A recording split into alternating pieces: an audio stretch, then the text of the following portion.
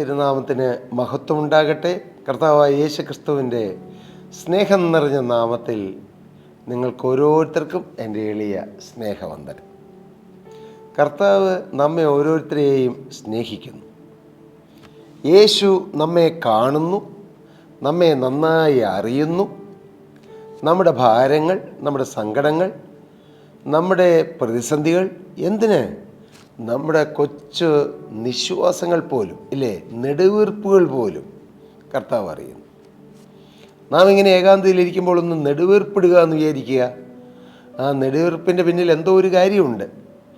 ഒരുപക്ഷെ കർത്താവെ, നാളെ എങ്ങനെ ബാങ്ക് ലോൺ അടയ്ക്കും, നാളെ എങ്ങനെ കടക്കാരന് ആ പൈസ തിരികെ കൊടുക്കും, കർത്താവെ അടുത്ത ദിവസം എങ്ങനെ ആ മാസ വാടക അടയ്ക്കും, കർത്താവെ കുറച്ച് അരിയൊക്കെ വാങ്ങിക്കാനുണ്ട്, കുഞ്ഞുങ്ങൾക്ക് ആഹാരത്തിന് എന്തായിരിക്കും മാർഗം, സ്കൂൾ തുറക്കാൻ പോകുന്നു, കുഞ്ഞുങ്ങൾക്ക് പാഠപുസ്തകങ്ങൾ വാങ്ങിച്ചിട്ടില്ല, ബാഗ് വാങ്ങിച്ചിട്ടില്ല, കുടയോ ചോറ്റുപാത്രമോ വാങ്ങിച്ചിട്ടില്ല, പൈസ ഒന്നും കയ്യിലില്ല, എന്ത് ചെയ്യും? ഒരുപക്ഷെ നിങ്ങളുടെ ആ നെടുവീർപ്പിൻ്റെ പിന്നിൽ ഇതായിരിക്കും വിഷയം. എന്നാൽ ഇതൊന്നുമല്ല. പണമൊക്കെയുണ്ട്, ആരോഗ്യമുണ്ട്, എല്ലാ സൗകര്യങ്ങളുമുണ്ട്. പക്ഷേ ചിലർക്ക് സമാധാനമില്ലല്ലോ, ഒരു സമാധാന ജീവിതമില്ലല്ലോ. ഇതായിരിക്കും നിങ്ങളുടെ നെടുവീർപ്പിന് കാരണം. ഇങ്ങനെ 100 എന്തിനാ 100 ആയിരക്കണക്കിന് പ്രശ്നങ്ങളിൽ വലഞ്ഞ് നെടുവീർപ്പുകളിട്ടുകൊണ്ട് നിരാശപ്പെട്ട് കഴിയുന്ന ഓരോ മനുഷ്യ ജീവിതത്തിലും പ്രത്യാശയുടെ നറുനാമ്പ് മുളപ്പിച്ചു തരാൻ യേശുക്രിസ്തുവിന് കഴിയും. നാം അതാണ് വിശ്വസിക്കേണ്ടത്. അസാധ്യങ്ങളെ സാധ്യമാക്കുന്ന ദൈവം, അതല്ലേ നമ്മുടെ ചിന്താവിഷയം. അതേ പ്രിയരെ, ഈ നിത്യനായ ദൈവം, ആ ദൈവം നമ്മെ കരുതുന്ന ദൈവം, നമുക്ക് വേണ്ടി പ്രവർത്തിക്കുന്ന ദൈവം. ഹല്ലേലൂയ. ഒന്നുകൂടി പേഴ്സണലൈസ് ചെയ്ത് പറഞ്ഞാൽ, എനിക്ക് വേണ്ടി പ്രവർത്തിക്കുന്ന ദൈവം. നിങ്ങളിതൊന്നും അനുഭവിക്കാതെ പോകല്ലേ എന്നാണ് എൻ്റെ ഒരു പ്രാർത്ഥന. ഈ സത്യങ്ങൾ നിങ്ങളൊന്ന് അറിയണം പ്രിയരെ. ഞങ്ങളുടെ ഈ പീസ് മൗണ്ട് ഇൻ്റർനാഷണൽ മിനിസ്ട്രിയുടെ ഈ ശുശ്രൂഷകൾ ഈ യൂട്യൂബ് ചാനലിലൂടെയും മറ്റ് TV ചാനലിലൂടെയും എല്ലാം ഞങ്ങൾ ഈ ശുശ്രൂഷ ചെയ്യുന്നത്, ഓടി നടന്ന് കർത്താവിനെ സാക്ഷിക്കുന്നതിൻ്റെ പിന്നിൽ മറ്റ് വേറെ ഒരു ഉദ്ദേശവുമില്ല. ഈ യേശുവിനെ എല്ലാവരും ഒന്ന് അറിയണം, യേശുവിൻ്റെ സ്നേഹം എല്ലാവരും ഒന്ന് രുചിക്കണം. യേശു തരുന്ന ആ ജീവിതത്തിൻ്റെ ഉറപ്പും ധൈര്യവും പ്രത്യാശയും പ്രതീക്ഷയും മനുഷ്യജീവിതത്തിൽ അനുഭവിച്ച് ഒരു സുന്ദരമായ കുടുംബജീവിതം, സന്തോഷകരമായ ഒരു ജീവിതം, അത് ഔദ്യോഗിക ജീവിതത്തിലും കുടുംബജീവിതത്തിലും വ്യക്തിപരമായ ജീവിതത്തിലും ആത്മീയ ജീവിതത്തിലെല്ലാം അതിൻ്റെ റിഫ്ലക്ഷൻസ് നമ്മുടെ ജീവിതത്തിൽ ഉണ്ടാകും. അങ്ങനെ ജീവിതം മുഴുവൻ സന്തോഷത്തോടെ കഴിയുക. ഒരുപക്ഷെ കഷ്ടതയായിരിക്കാം, അതിൻ്റെ മധ്യത്തിൽ സന്തോഷം. രോഗമായിരിക്കാം, പക്ഷെ അതിൻ്റെ മധ്യത്തിൽ സന്തോഷം. ഞെരുക്കമോ കടബാധ്യതയായിരിക്കാം, പക്ഷെ അതിൻ്റെ മധ്യത്തിൽ സന്തോഷം തരുന്ന ക്രിസ്തുവിൻ്റെ ആ വലിയ സ്നേഹവും കരുതലും അനുഭവിച്ചുകൊണ്ട് നമുക്ക് ജീവിക്കാൻ ഇടയാകണം. അതാണ് ഭാഗ്യം, അതാണ് ഏറ്റവും ഭാഗ്യം. നമുക്ക് ഇന്ന് ചിന്തിക്കുന്നത് ഏലിയാവിനെക്കുറിച്ചാണ്. ഒരുപക്ഷെ ഏലിയാവിനെക്കുറിച്ച് നമ്മൾ പലപ്പോഴും ചിന്തിച്ചിട്ടുണ്ടാകാം. എന്നാൽ ഇന്ന് വ്യത്യസ്തമായി ഏലിയാവിനെക്കുറിച്ച് മറ്റൊരു വിഷയം പറയട്ടെ. ഏലിയാവിൻ്റെ ജീവിതത്തിൽ അസാധ്യമായൊരു കാര്യം ഒന്നല്ല, പലതും. എന്നാൽ ആ ഒരു കാര്യം ഇന്ന് ചിന്തിക്കാം, പിന്നീട് നമുക്ക് മറ്റുള്ളത് ചിന്തിക്കാം. കർത്താവിന് സ്തോത്രം. അതിന് ആധാരമായി രാജാക്കന്മാരുടെ 1-ാമത്തെ പുസ്തകം 17-ാം അധ്യായം 2-ാം വാക്യം മുതൽ നമുക്കൊന്ന് വായിക്കാം. പിന്നെ ഏലിയാവിന് യഹോവയുടെ അരുളപ്പാടുണ്ടായതെന്തെന്നാൽ, പിന്നെ അവന് യഹോവയുടെ അരുളപ്പാടുണ്ടായതെന്തെന്നാൽ എന്നാണ് എഴുതിയിരിക്കുന്നത്. ഞാനൊന്ന് മാറ്റി വായിച്ചെന്നേ ഉള്ളൂ. പിന്നെ ഏലിയാവിന് യഹോവയുടെ അരുളപ്പാടുണ്ടായതെന്തെന്നാൽ, നീ ഇവിടെ നിന്ന് പുറപ്പെട്ട് കിഴക്കോട്ട് ചെന്ന് യോർദാന് കിഴക്കുള്ള കെരീത്ത് തോട്ടിനരികെ ഒളിച്ചിരിക്കുക. എന്തൊരു ഗൈഡൻസാണ്! Guidance of God, guidance of holy spirit, guidance of Jesus. ദൈവത്തിൻ്റെ ഗൈഡൻസ് നമുക്ക് തരും. ഈ ഭൂമിയിൽ ആര് ഗൈഡ് ചെയ്യുന്നതിലും വലുതാണ് ദൈവത്തിൻ്റെ ഗൈഡൻസ്. വഴിതെറ്റിയല്ല. ഈ ഭൂമിയിലെ ആരെങ്കിലും ഒരു വഴി പറഞ്ഞു തന്നാൽ ചിലപ്പോൾ തെറ്റിപ്പോകാം, അവർക്കൊരു ഓർമ്മക്കുറവ് വരാം, അവർക്ക് തെറ്റുകൾ വരാം. പക്ഷേ ജീവനുള്ള ദൈവം നമ്മെ ഗൈഡ് ചെയ്താൽ ഒരിക്കലും വഴിതെറ്റിയില്ല. കാരണം വഴി അറിയാവുന്നവനാണവൻ. വഴിയും സത്യവും ജീവനുമാണവൻ. ഈ വഴിയെ ഉണ്ടാക്കിയവനാണവൻ. ഹല്ലേലൂയ. നിത്യനായ ദൈവം ഏലിയാവിനോട് പറഞ്ഞു, നീ ഇവിടെ നിന്ന് പുറപ്പെടുക, കിഴക്കോട്ട് ചെല്ലുക, യോർദാന് കിഴക്ക് ചെല്ലുക, കെരീത്ത് തോട്ടിനരികെ എത്തുക, അവിടെ ഒളിച്ചിരിക്കുക. എത്ര നിർദ്ദേശങ്ങളാണ് ദൈവം കൊടുക്കുന്നത്. സ്തോത്രം. ക്രിസ്തീയ ജീവിതം മനോഹരമാണ് ദൈവത്തിൻ്റെ ഗൈഡൻസ് ഉണ്ടെങ്കിൽ. ആ ദൈവത്തിൻ്റെ ഗൈഡൻസ് കിട്ടുമ്പോൾ നാം ആരും അതനുസരിക്കാതെ പോകരുത്, അതിനെ എതിർക്കരുത്, അതിനോട് മത്സരിക്കരുത്. ദൈവത്തെ അനുസരിക്കുക, അതൊരു ഭാഗ്യമാണ്. അബ്രഹാമിനോട് ദൈവം പറഞ്ഞു, നീ നിൻ്റെ ചാർച്ചക്കാരെയും പിതൃഭവനത്തെയും വിട്ട് പുറപ്പെട്ടത് ഞാൻ നിന്നെ കാണിപ്പാനിരിക്കുന്ന ദേശത്തേക്ക് പോവുക. അബ്രഹാം പുറപ്പെട്ടു, ചോദ്യം ചെയ്തില്ല. മോശയോട് പറഞ്ഞു, മിസ്രയീം കൊട്ടാരം വിട്ട് ഇറങ്ങി വരിക. മോശ ഇറങ്ങിച്ചെന്നു. സ്തോത്രം. തിരിച്ച് മുൾപ്പടപ്പിൻ്റെ ദർശനം കിട്ടിയപ്പോൾ, ആ കാഴ്ച കണ്ടപ്പോൾ, നീ പുറപ്പെട്ട് ഫറവോൻ്റെ അരമനയിലേക്ക് ചെല്ലുക. മോശ പുറപ്പെട്ടു. ഇങ്ങനെ ഓരോ കാലഘട്ടത്തിൽ ഓരോ ദൈവമക്കൾ ദൈവകരങ്ങളിൽ പ്രയോജനപ്പെട്ട ഓരോരുത്തരും ദൈവത്തെ അനുസരിച്ചവരായിരുന്നു. കർത്താവിൻ്റെ സ്തോത്രം. എൻ്റെ 19ാമത്തെ വയസ്സിൽ എന്നോട് കർത്താവ് പറഞ്ഞു, മോനെ, നിൻ്റെ ജീവിതം എനിക്ക് തരിക. ഭാഗ്യവശാൽ അത് കൊടുക്കാനിടയായി. ഇന്ന് വർഷങ്ങൾ കഴിഞ്ഞ് ഞാൻ തിരിഞ്ഞു നോക്കുമ്പോൾ ആ ഒരു ദിവസം, അന്ന് കൊടുത്തില്ലായിരുന്നെങ്കിൽ എന്തൊരു നഷ്ടമായി പോകുമായിരുന്നു. ഞാനതിടയ്ക്ക് ഓർക്കാറുണ്ട്. അന്നങ്ങ് കൊടുക്കാൻ തോന്നി. അതും കൃപയാണ് കേട്ടോ. പക്ഷേ ഞാൻ നിങ്ങളോട് പറയാം, നിങ്ങൾ കൊടുക്കണം. യേശുവിന് വേണ്ടി നിങ്ങളുടെ ജീവിതം കൊടുക്കണം. ആ സമർപ്പണമായിരിക്കും നിങ്ങളുടെ ജീവിതത്തിലെ ഏറ്റവും വലിയ സമർപ്പണം. സ്തോത്രം. യേശുവിന് ജീവിതം കൊടുക്കുക. വീണ്ടും 2020 കർത്താവിനോട് പറഞ്ഞു, മോനെ, നീ എൻ്റെ പിന്നാലെ വരിക, ഏകനായി വരിക, കുടുംബമായി വരിക, മറ്റാരെയും നോക്കണ്ട. സ്നേഹത്തോടെയാണ് എൻ്റെ കർത്താവ് എന്നോട് മിണ്ടിയത്. ആ സ്നേഹത്തിൻ്റെ മുമ്പിൽ മറ്റൊന്നും നോക്കാൻ ഇടയായില്ല. അപ്പോസ്തലനായ പൗലോസ് ഗലാത്യ ലേഖനം 1-ാം അധ്യായത്തിൽ തൻ്റെ ജീവിതാനുഭവം പറയും, എങ്കിലും എൻ്റെ ജനനം മുതൽ എന്നെ വേർതിരിച്ച് തൻ്റെ കൃപയാൽ വിളിച്ചിരിക്കുന്ന ദൈവം തൻ്റെ പുത്രനെക്കുറിച്ചുള്ള സുവിശേഷം ഞാൻ ജാതികളോട് അറിയിക്കേണ്ടതിന് അവനെ എന്നിൽ വെളിപ്പെടുത്തുവാൻ പ്രസാദിച്ചപ്പോൾ ഞാൻ മാംസരക്തങ്ങളോട് ആലോചന ചോദിക്കുകയോ എനിക്ക് മുമ്പേ അപ്പോസ്തലന്മാരായിരുന്നവരുടെ അടുക്കൽ യെരുശലേമിലേക്ക് പോവുകയോ ചെയ്യാതെ നേരെ അറബിയിലേക്ക് പോവുകയും ദമസ്കോസിലേക്ക് മടങ്ങിപ്പോരുകയും ചെയ്തു. എന്ത് കരുത്തുള്ള ജീവിത സാക്ഷ്യം. ആരോടും ആലോചന ചോദിച്ചില്ല. മകനെ, നീ യേശുവിൻ്റെ പിന്നാലെ പോകാൻ വേറെ ആരോടും ആലോചന ചോദിക്കേണ്ട. യേശു വിളിച്ചാൽ പിന്നെ ആരോടാണ് പ്രിയരെ ആലോചന ചോദിക്കേണ്ടത്? യേശുവിനേക്കാൾ വലിയവൻ ആരെങ്കിലും ഉണ്ടോ? യേശുവിനെ വലിയവനായി കണ്ടാൽ പിന്നെ അപ്പനോടോ അമ്മയോടോ ഭാര്യയോടോ ഭർത്താവിനോടോ സഹോദരനോടോ സഹോദരിയോടോ കൂട്ടുകാരോടോ ബന്ധക്കാരോടോ സ്വന്തക്കാരോടോ നാട്ടുകാരോടോ ആരോടും ചോദിക്കണ്ട. രാഷ്ട്രീയ നേതാവിനോടോ മതനേതാവിനോടോ ആരോടും ചോദിക്കണ്ട. ഇറങ്ങി പുറപ്പെടുക. ഹല്ലേലൂയ. അങ്ങനെ പുറപ്പെടുന്നവരുടെ കാര്യം കർത്താവ് നോക്കും. സ്തോത്രം. കർത്താവിന് സ്തോത്രം.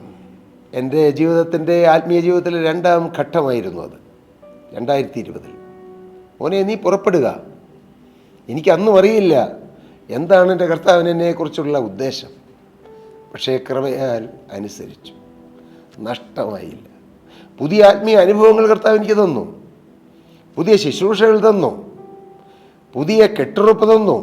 ജീവനുള്ള ക്രിസ്തുവിനെ ആരാധിപ്പാൻ, ഭയം കൂടാതെ ദൈവത്തെ ആരാധിപ്പാൻ, ജീവനുള്ള ദൈവത്തെ ദൂതന്മാരുടെ ഭാഷകളിൽ ആരാധിപ്പാൻ, കർത്താവിൻ്റെ മഹത്വമുള്ള ശുശ്രൂഷ ചെയ്യാൻ കർത്താവ് കൃപ തന്നു. ആത്മാവിൽ ശുദ്ധീകരണം തന്നു. ഞാൻ ഒരു കാര്യത്തിലേക്ക് വിരൽ ചൂണ്ടാനാണ് എൻ്റെ ജീവിതാനുഭവം പറഞ്ഞത്. നിങ്ങൾ ദൈവത്തെ അനുസരിക്കുന്നവരാണ്. അനുസരിക്കുന്നവന് അവന് പ്രൊവിഷൻ ഉണ്ടാകും. ഒബേ ചെയ്താൽ പ്രൊവിഷൻ ഉണ്ടാകും. എന്താണ് സംഭവിച്ചത്?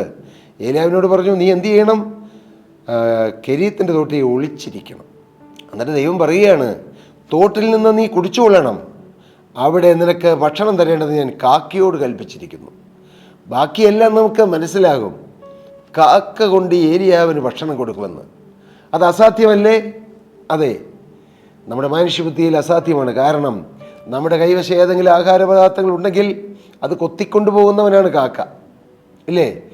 ഏത് ഭക്ഷണപദാർത്ഥങ്ങൾ ഉണ്ടെങ്കിലും കാക്ക കൗശലത്തോടെ ആ ഭക്ഷണപദാർത്ഥങ്ങൾ തട്ടിയെടുത്തുകൊണ്ട് പോകും.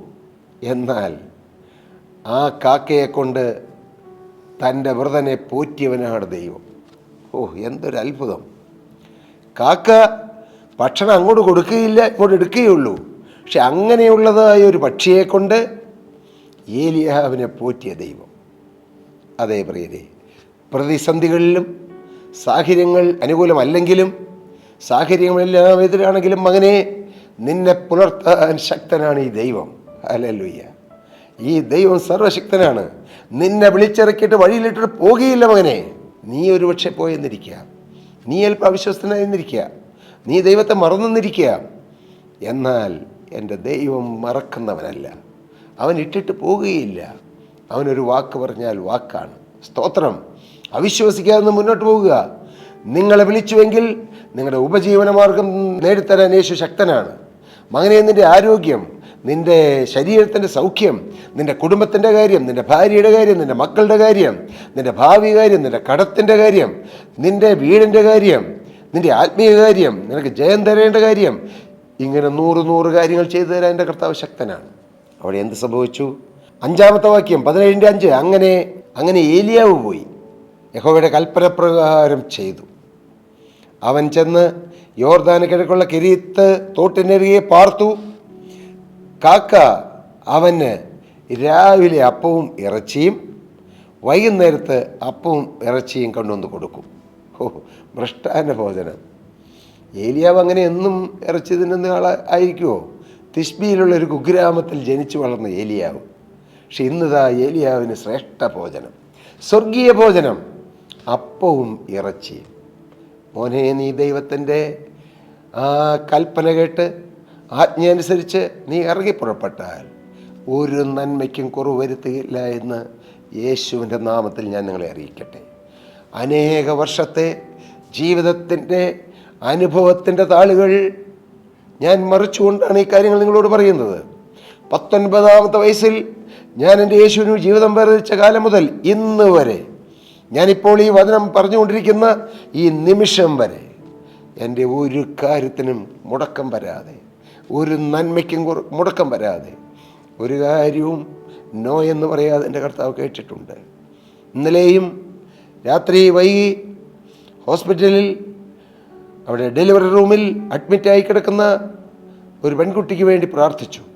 ആ പെൺകുട്ടിയുടെ വയറിൽ കിടക്കുന്ന കുട്ടി ഹാർട്ട് ബീറ്റ്സ് ഭയങ്കരമായി കൂടുകയാണ്, അതിശക്തമായി. അവരെല്ലാം അല്പം വെപ്രാളത്തിലാണ്. അവർക്ക് ബന്ധമുള്ള, എനിക്ക് വളരെ അടുപ്പമുള്ളൊരു കുടുംബത്തിലുള്ള ദൈവമക്കൾ വിളിച്ചു. ആ പെൺകുട്ടിക്കും കണക്ട് ചെയ്തു ഗ്രൂപ്പ് കോളിൽ. ഞാൻ എൻ്റെ വീട്ടിലായിരുന്നു. ആത്മാർത്ഥമായി കണ്ണ് നിറഞ്ഞ് ഹൃദയം തകർന്ന ദൈവത്തോട് പ്രാർത്ഥിച്ചു, കർത്താവേ, അവിടുന്ന് തുടരണം. കഴിഞ്ഞ കാലങ്ങളിൽ അടിയങ്ങളുടെ പ്രാർത്ഥന കേട്ടതിനാൽ നിനക്ക് സ്തുതി കർത്താവേ. ഈ കാര്യത്തിലും കർത്താവിൻ്റെ കരം ഒന്ന് നീട്ടണം. ഞാൻ പ്രാർത്ഥിച്ചുകൊണ്ടിരിക്കുമ്പോൾ ആ ഗർഭസ്ഥ ശിശുവിനെ എൻ്റെ യേശു തൻ്റെ ആണിപ്പഴുത്തുള്ള ഇരുകരങ്ങളെടുത്ത് തൻ്റെ മാറോട് അടക്കി പിടിച്ചിരിക്കുന്നതായിട്ട് ആത്മാവിൽ കർത്താവ് എനിക്ക് മനസ്സിലാക്കി തന്നു. ഞാൻ അങ്ങനെ തന്നെ അവരോട് പറഞ്ഞു. സ്തോത്രം! ഇന്ന് രാവിലെ ആ കുടുംബത്തിലുള്ള ആളുകൾ എന്നെ വിളിച്ചു. സാറേ, പ്രാർത്ഥിച്ചു കഴിഞ്ഞാൽ ഉടനെ തന്നെ ആ കുഞ്ഞിൻ്റെ ഹാർട്ട് ബീറ്റ്സ് നോർമലായി. ആരാണ് പ്രവർത്തിക്കുന്നത്? എൻ്റെ യേശു, എൻ്റെ സ്വർഗത്തിലെ അപ്പൻ. ഞാൻ അവൻ്റെ മകനാണ്. അവൻ എന്നെ രക്തം കൊടുത്ത് വിലയ്ക്ക് വാങ്ങിയതാണ്. എൻ്റെ കഴിഞ്ഞകാല പാപങ്ങൾ കഴുകിത്തന്നതാണ്. എന്നെ അവൻ്റെ മകനും അവകാശമാക്കിയതാണ്. ഓ ഹല്ലേലൂയ! ജീവൻ്റെ പുസ്തകത്തിൽ എൻ്റെ പേരെഴുതി തന്നതാണ്. ഞാൻ ഇനി പേടിച്ചല്ല പ്രാർത്ഥിക്കേണ്ടത്. എൻ്റെ അപ്പനോടൊരാവശ്യം പറഞ്ഞു, എൻ്റെ അപ്പനത് കേട്ടു, എൻ്റെ അപ്പനത് നിർവഹിച്ചു. ഇതാണ് പ്രിയരെ വിശ്വാസം, ഇതാണ് ബന്ധം, ഇതാണ് ക്രിസ്തീയ ബന്ധം. അല്ലാതെ അപേക്ഷിച്ച് കിട്ടുമോ കിട്ടിയില്ലയോ, കിട്ടിയാൽ കിട്ടിയെന്നുള്ളതല്ല. എൻ്റെ അപ്പനോടൊരു കാര്യം ഞാൻ പറഞ്ഞു, എൻ്റെ അപ്പനത് കേൾക്കും, എൻ്റെ അപ്പനത് നിർവഹിച്ചു തരും. ആയിരക്കണക്കിന് അനുഭവങ്ങളുടെ പിൻബലത്തിൽ ജീവിക്കുന്ന ഒരു പാവപ്പെട്ട ദൈവദാസനാണ് ഞാൻ.